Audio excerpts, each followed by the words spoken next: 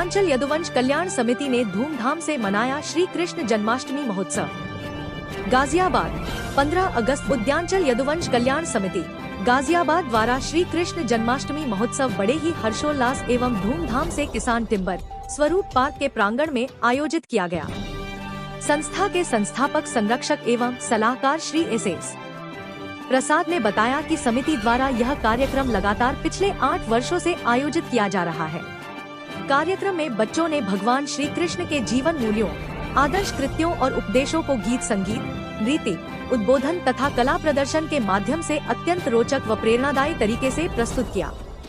सैकड़ों दर्शक लगातार तालियों की गड़गड़ाहट से बच्चों का उत्साहवर्धन करते रहे। प्रतिभाग करने वाले बच्चों को पुरस्कार भी प्रदान किए गए। इस अवसर पर वरिष्ठ समाजवादी नेता श्री राम दुलार यादव, श्री एस प्रसाद, डॉक्टर संजय यादव, गायिका श्रीमती भानुश्री यादव, पत्रकार आशुतोष यादव, जितेंद्र यादव, किशनपाल यादव सहित अनेक वक्ताओं ने भगवान श्री कृष्ण के आदर्शों को जीवन में आत्मसात करने की प्रेरणा दी। कार्यक्रम का सफल संचालन कृष्णानंद यादव, भानु प्रकाश यादव और विनोद यादव ने किया। अध्यक्ष श्रीनिवास यादव सहित विश्वनाथ यादव, अजित यादव, शिवदरस यादव, डॉक्टर रमोद यादव, डॉक्टर के.पी. यादव, आर.एन. यादव, ठाकुर प्रसाद यादव, दीनानाथ यादव, धर्मेंद्र यादव, राम प्रवेश यादव, जीतन यादव, रंगलाल यादव, दीनानाथ राय, शैलेंद्र राय, देवमन यादव, कृष्णा यादव आदि गणमान्य व्यक्तित्व उपस्थित रहे। महिलाओं में श्रीमती फूलमती यादव, उषा प्रसाद, पूनम यादव, दुर्गा यादव, बलकेशा यादव समेत अनेक समाज सेवी महिलाओं की गरिमामयी उपस्थिति रही। कार्यक्रम के उपरांत आयोजित भंडारे में सभी ने प्रसाद ग्रहण किया। सर, जैसे कि जन्माष्टमी का त्योहार आज देश के अंदर बड़े हर्षोल्लास के साथ में मनाया जा रहा है, आपसे जानकारी लेना चाहेंगे कि ये त्योहार किस लिए मनाया जाता है? पहले तो मैं जन्माष्टमी के पावन पर्व पर देशवासियों, प्रदेशवासियों और शहरवासियों को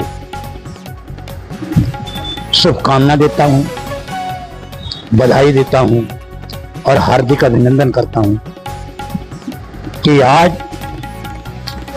पूरे देश में और विश्व में जहां भारतवंशी हैं वहां भगवान कृष्ण जन्माष्टमी त्योहार मनाया जा रहा है। भगवान कृष्ण के बहुआयामी व्यक्तित्व और कृतित्व पर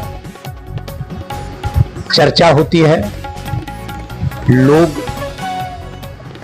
श्रद्धा से उन्हें स्मरण करते हैं। भगवान कृष्ण का इतिहास संघर्षों का इतिहास है। उनका जन्म ही जेल में हुआ। उनकी 2 माताएं थी, एक जन्म देने वाली माता और एक उनका लालन पालन करने वाली माता। और बाल्यकाल से ही उन्हें संघर्ष झेलना पड़ा, आक्रमण झेलना पड़ा और उन्होंने उसका मुंहतोड़ जवाब दिया और समाज को संदेश दिया कि अन्याय, अनाचार, अत्याचार और अहंकार को समूल नष्ट किया जा सकता है। और उन्होंने उस काम को बखूबी किया और समाज में करुणा, दया, प्रेम, सहयोग और मित्रवत भाव पैदा किया। आज हमें भगवान कृष्ण के व्यक्तित्व और कृतित्व से प्रेरणा लेनी चाहिए, क्योंकि 5000 साल से पहले जो भगवान कृष्ण ने संदेश दिया है गीता के माध्यम से, और जो अन्याय के खिलाफ उन्होंने लड़ाई लड़ी, झूठ और लूट के विरुद्ध उन्होंने संघर्ष किया, अहंकारी कंस का वध किया। महाभारत में न्याय के पक्ष पर खड़े रहे। अन्याय करने वाले, दूसरों का शोषण करने वाले, दूसरों का हक छीनने वाले, उन्हें परास्त किया और सत्य और न्याय का मार्ग प्रशस्त किया। जो भगवान कृष्ण ने 5000 साल पहले किया है, कमोवेश स्थिति आज हमारे देश और समाज में है। यहां नफरत और असहिष्णुता का वातावरण है। अहंकार, ईर्ष्या, द्वेष, एक दूसरे का शोषण, हक छीनने का काम किया जा रहा है।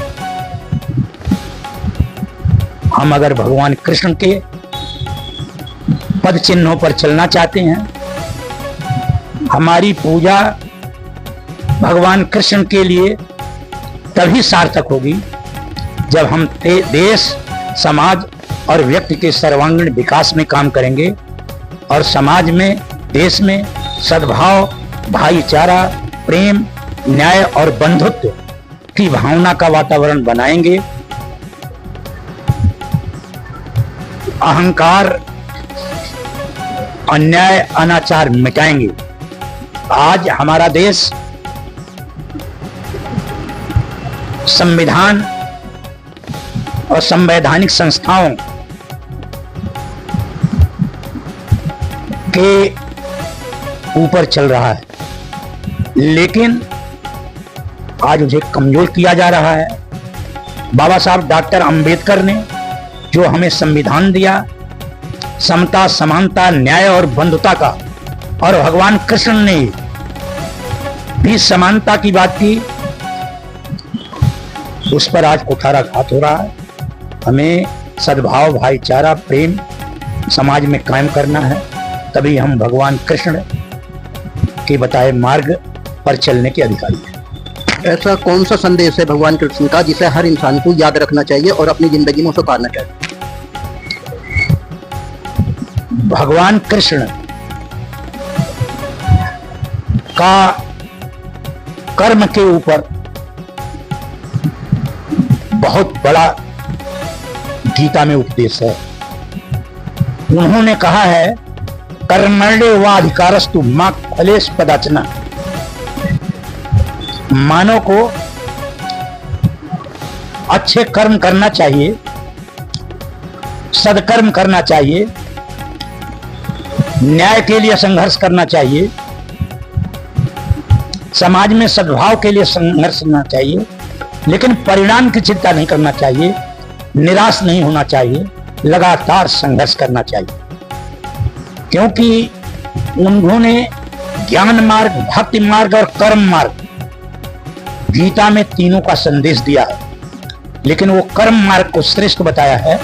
और हमें कर्म करना चाहिए, अच्छे कर्म करना चाहिए, तभी देश और समाज का भला होगा, विकास होगा, हम विश्व के अंदर विकसित देश होंगे, मुख्य धारा में आएंगे। लेकिन मुझे अफसोस के साथ कहना पड़ रहा है कि आज हमारे देश के अंदर और पहले से ही जो काम करता है, जो मेहनत कश है, जो हमेशा वर्क पर लगा हुआ है, उसे तो लोग छोटा समझते हैं, और जो कोई काम नहीं करता उसे बड़ा लोग समझते हैं। इस व्यवस्था को बदलना चाहिए और सभी को जो कर्म कर रहा है, जो मेहनत कश है, वो पूजनीय है, वो पूजा के योग्य है, उसका सम्मान करना चाहिए और उससे प्रेरणा लेकर खुद काम करना चाहिए।